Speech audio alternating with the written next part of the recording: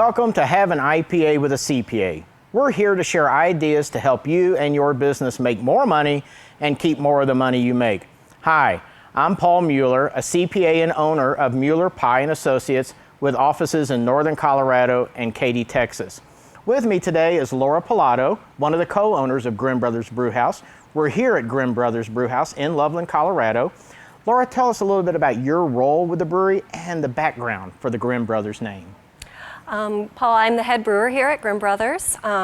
We came up with the name from the old Grimm Brothers fairy tales. The German fairy tales, yes. Okay, well, tell us a little bit about the beer we have with us today.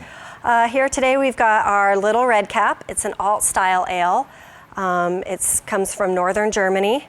The name is referring to Little Red Riding Hood. In the Grimm Brothers fairy tales. So let's give it a try. All right. Cheers. Yes. You know, this is one of the brewery's first beers, and it's always been my favorite for the whole 9 years that you've been around. Me too. Well, we're displaying some hardware today, so tell me a little bit about what we have here today. So the very first year we entered in Great American Beer Festival, we won a gold medal. It was amazing, very honoring, and she's continued to win ever since. So. Yeah, well, and the quality's been maintained all throughout that, so that's a credit to you as the brewer.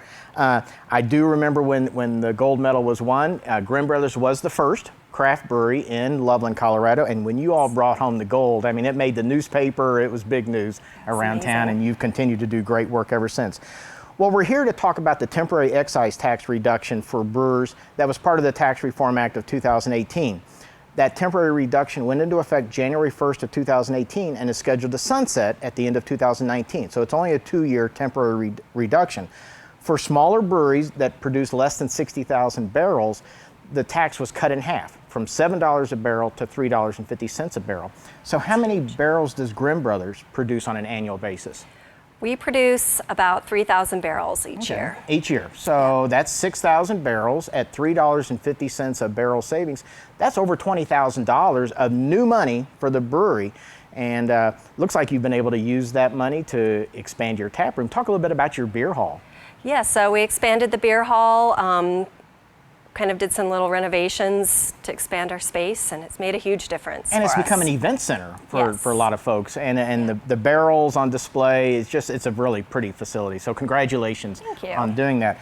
Other breweries have used that money similarly to expand their tap rooms or renovate tap rooms, perhaps expand their brewery operations with tanks and fermenters, pay down debt, maybe hire an extra employee because they now have money to pay for an extra employee.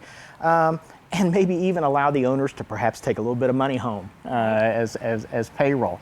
So the big question that we have, that we hear from our brewers is, what's the chance that this reduction is going to get extended beyond 2019? Because again, it sunsets at the end of this year.